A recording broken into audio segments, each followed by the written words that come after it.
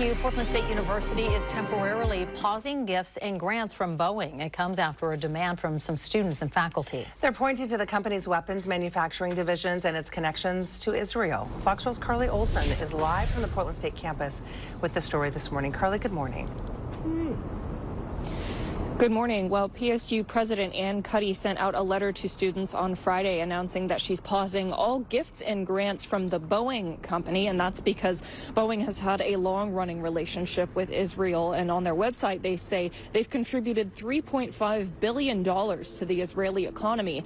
They also say that Israel's defense forces operate 9 different Boeing products. Students have protested the company across the nation, and recently demonstrations have started to pop up around PSU.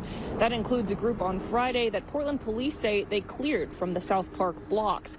President Cud said in her letter on Friday that she is pausing the gifts and grants until they've had a chance to come to a reasonable course of action.